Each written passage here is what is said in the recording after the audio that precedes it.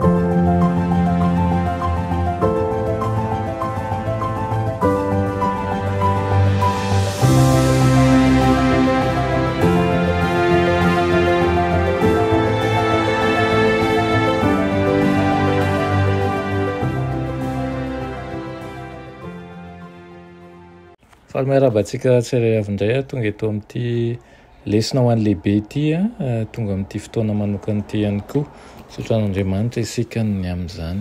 Mialohan'ny dirantsika ny amin'izany lesona izany dia iray vavaka isika. Ry Tompo mpanjakanay, misaotra anao izay fa mbola nomenao tompo-taona indray fa ny mandinika ny teninao. Mangataka aminao izay mba hanazava izany araka ny sitraponao. Ka ny helikainy izay hevitra mampisaraka anay aminao dia ho fafanao tokoa aminaran'i Jesosy. Amen. Lohatenin'ny lesona antsika androany dia manao ny tombam-bidin'ny nanavotana antsika. Ny tombam-bidin'ny nanavotana antsika.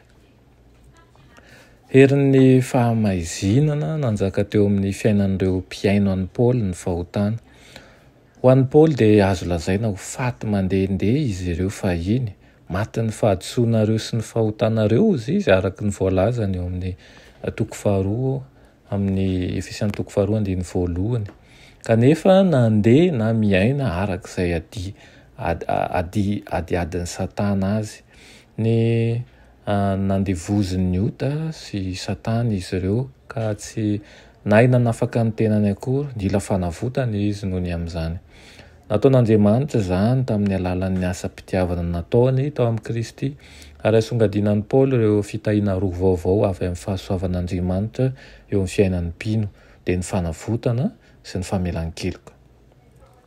Ny teny Grika hoe fanavotana ao amin'ny Efesiana dia apolutrosis izay nampiasaina tamin'ny voambolana mba ilazana ny fifidianana ny fahalalan'ny andevo na fandoavana vola hanafana babo anankiray.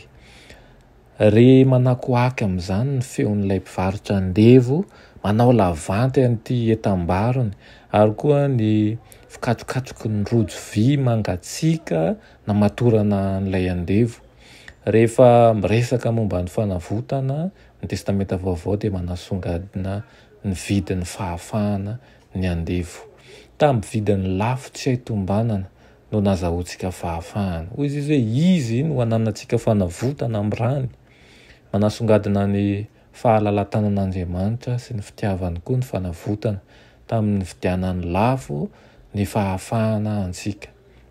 Nataon'Andriamanitra olona afaka sy manana ny hajany indray isika, tsy handevy intsony isika. Ny olona navotana dia toy ny olombelona no nitondrana azy fa tsy toy ny zavatra ihany tsony, ary tsy toy ny biby ihany koa.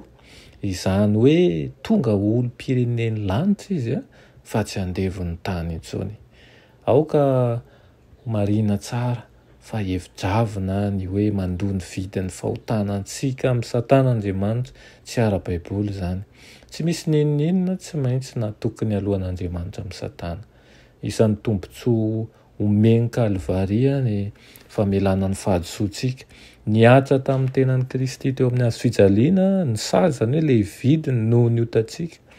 Na ny efa lasa, na ny mbola ho avy dia novonoiny ny didy voasoran-tanana izay niapangatsika. Miseho amin'ny maharay mahalala-tanana azy Andriamanitra amin'ny fanatanterahana ny asa fanavotana sy famelan-keloka amin'ny alalan'i Kristy io, dia araka ny hareny fahasoavany izay natao hoe be ho antsika tokoa izany. Diaka izany fa isika zay efa nandray ny Kristy zany dia tsy tokony velona intsony ho toy ny andevo. Eritrereto ny olona andevo anankiray zay tsy afaka manao ninina zay mba sitraky ny fony sy ny sainy fa tsy maintsy manaraka anjaban'izay voalaza n'ilay mpanandevo azy. Ankehitriny isika zay efa nividiny rany Kristy dia indray mbola mandeha tahaka ny fandehan'ny andevo aoka tsika hiaina tahaka ny olona afaka. Ahatsiaro any koa ary ahalala ny ray nanafaka antsika, ny antony nanafahana antsika, ary raha mbola mandeha tahaka ny andevo isika dia isika ny matiantoka indrindra satria efa nafahana. Kanefa aoka andeha tahaka ny zanaky ny mazava, fa tsy hoe nafahana fotsiny ihany fa noraisina ho zanaka ho mpandova ihany koa. Mba ho aminao tokoa izany teny zany, zany lesona zany amin'ity an'io mandehana amin'ny fahazavan'ny mazava. Amen. Ny masina tsara indrindra misaotra anao ny amin'izany lesona nomenao anay noho izany. Lehibe tokoa ny tombam-bidiny nanavotanao anay.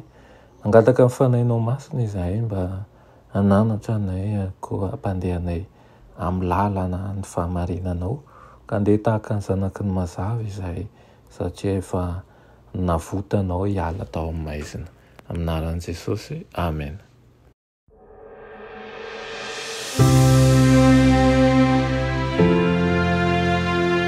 Mianatra eo an-tongotry Jesosy isan'andro.